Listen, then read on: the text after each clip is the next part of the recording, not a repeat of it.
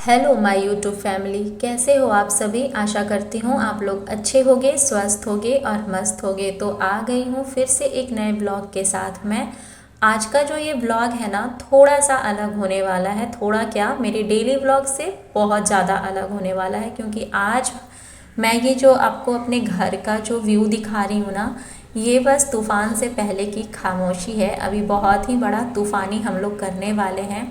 मैं पहले बता दूं आप लोगों को, फौजी साहब की पोस्टिंग आ गई है, तो हम लोग को यहाँ से अब जाना पड़ेगा। हम लोग चेन्नई में 4 साल बिता दिए और 4 साल से मैं इसी घर में हूँ और अपने हाथों से मैंने इस घर को सजाया संवारा था। हम दोनों ने मिलकर, मैं और फौजी साहब ने मिल कर के अपने घर को सजाया संवारा था, क्योंकि घर संवारने का शौक़ मुझे भी है और फौजी साहब को भी।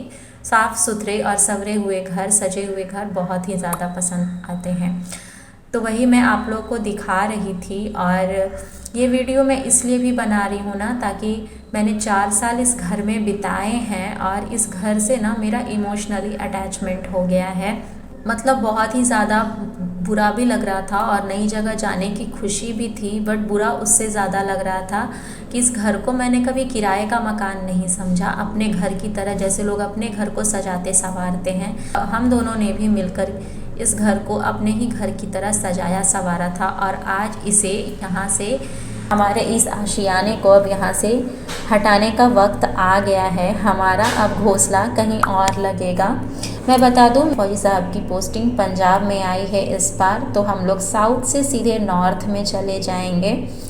और इसी का आज ये व्लॉग है, फुल ब्लॉग आप लोग वॉच कीजिएगा।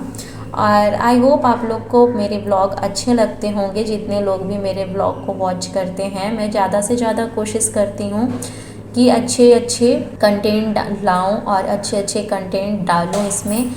तो मेरे ब्लॉग पे लास्ट तक आप लोग बने रहना। मैं हम दोनों क्या क्या कर पाते हैं आप लोग के साथ मैं शेयर करती रहूँगी। यहाँ जो भी हो था, साज सजावट का सामान, डेकोरेटिव आइटम्स जितने थे, हम दोनों ने मिलकर के उसे उतार लिया था। और उसके बाद ना मैं इसे एक एक करके पोंछ रही थी और फौजी साहब उसके सारे स्क्रू को खोल रहे थे और मैं एक एक करके पोंछ रही थी, क्योंकि पोंछ पोंछ के रखने से ना, जहाँ भी ये मैं शिफ्ट करूँगी और जहाँ भी मैं इसे लगाऊँगी फिर पोंछना ही पड़ेगा, लेकिन फ्रेश हो जाता है ना पहले से, अगर रखने के पहले, तो वो ज़्यादा सुकून देता है कि। और ऐसे डस्ट मैं नहीं रख सकती। वैसे तो मैं डस्टिंग डेली करती हूँ, लेकिन कुछ ना कुछ तो डस्ट रहते ही हैं। और वही हम दोनों कर रहे थे। और मेरी छोटी सी जो बिटिया रानी है, उसको बुआ जी संभाली हुई थी, वो बुआ जी के पास थी और तभी मैं फ्री होकर के ये सारा काम कर ले रही थी। मेरी वॉइस को आप लोग थोड़ा इग्नोर कीजिएगा, क्योंकि मेरी आवाज़ ना गूंजती हुई आएगी, क्योंकि जब ये व्लॉग मैं एडिट कर रही थी ना, तो सारा सामान मेरा जा चुका था और खाली घर हो गया था ना, तो खाली घर में आवाज़ गूंजती ही है। कितना भी धीरे से बात करो ना तो आवाज़ गूंजती है, और व्लॉग के लिए तो थोड़ा सा ज़्यादा बोलना पड़ता है, तो मेरी आवाज़ गूंजेगी, तो इसके लिए आप लोग इग्नोर कीजिएगा। और यहाँ पे सब कुछ हो जाने के बाद, जितना भी फ़ोटो पे कह रहा था ना, सब कुछ सेफ से रखना पड़ता है, क्योंकि शीशे का आइटम ना, और इतनी दूर जाना है, मतलब यहाँ से लगभग 2500 किलोमीटर पड़ जाते हैं। और एक नायरा ना, एक आदमी को ना एकदम खुद में बझाई हुई रखती है। वो मतलब बुआ जी कुछ भी हम लोग की हेल्प नहीं कर सकती थी चाह करके भी, क्योंकि नायरा करने नहीं देती थी। अगर नायरा को नीचे उतारती हूँ तो नायरा सारा सामान और इधर उधर बिखेर देती है, तोड़ फोड़ मचा देती है वो। और यहाँ हमारी टीवी लगी हुई थी, तो टीवी हस्बैंड ने निकाल लिया था और उसके पीछे जो स्टैंड होता है ना, वो निकाल रहे थे। और यहाँ अब आ गई थी बेडरूम खाली करने की बारी। मैं बेडरूम को सबसे लास्ट में इसलिए की ना, क्योंकि रेयांश अभी सोया हुआ था और सुबह में ही जो भी काम होते हैं ना, सुबह में ही निकलते हैं। और उसके बाद बच्चे और भी ज़्यादा परेशान करते हैं, जैसे जैसे दिन ढलता है ना, तो बच्चे और ज़्यादा परेशान करते हैं। खिलाना पिलाना जो भी होता है, तो बच्चों का हो जाता है खिलाना पिलाने का काम, तो बच्चे सोए रहते हैं तो काम निकलता है। लेकिन नायरा को कौन सुलाए, वो 6 बजे मैं उठती हूँ और 6 बजे मेरे साथ ही वो उठ जाती है। और अभी मैं रेयांश को उठा रही हूँ, क्योंकि 8:30 का टाइम हो गया था बाहर करते करते, और रेयांश अभी तक सोया हुआ था। तो ये सब कुछ देख करके ना रेयांश उठ गया था। चलना है ना, चलो जल्दी, चलो जल्दी उठ जा, देखो सारा खुल रहा है।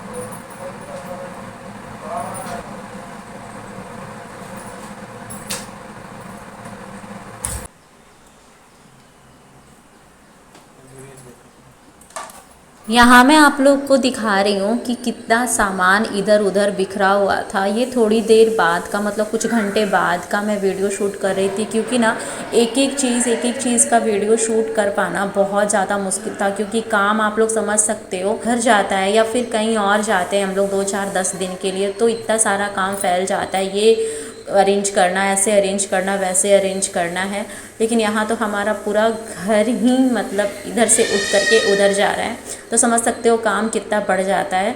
तो एक एक चीज़ का वीडियो में शूट नहीं कर पाई। और यहाँ अब पूजा रूम खाली करने की बारी आ गई थी, और आप अब देख सकते हो नायरा कितना, मतलब इन सारे सामान के बीच में ना नायरा बिल्कुल खो सी गई थी। कहाँ पे वो थी नायरा पता ही नहीं चल रहा था, छोटी सी है ना, इतने सारे बड़े बड़े सामान के बीच में ना वो बिल्कुल खो सी गई थी। और उसे तो मतलब सामान बिखेरने का और खेलने का भंडार ही मिल गया था। और यहाँ पतिदेव पूजा रूम में, मैं पूजा रूम और स्टोर रूम दोनों कुछ बनाई हुई थी। और मैं आप लोग को दिखा रही थी हमारा वॉशिंग मशीन वगैरह सब कुछ निकल गया था।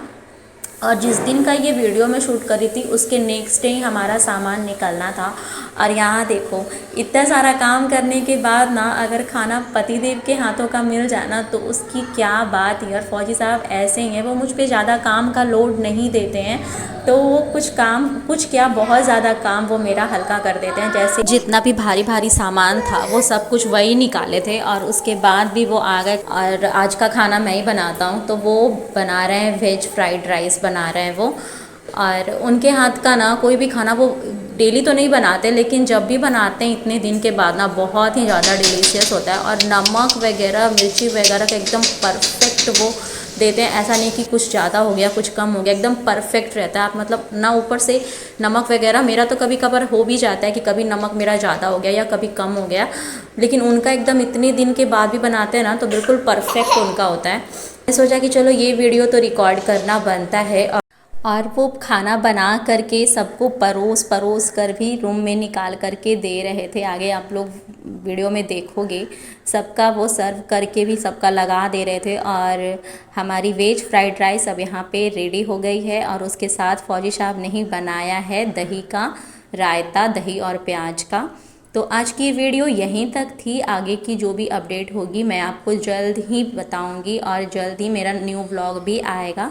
तब तक आप लोग मेरे चैनल को सब्सक्राइब कर लेना, वीडियो को लाइक कर देना, और अच्छी अच्छी वीडियो नई नई जगह की आप लोग को अब देखने को मिलेगी। तो थैंक यू सो मच मेरे वीडियो पे अपना कीमती समय देने के लिए। आप लोगों को धन्यवाद।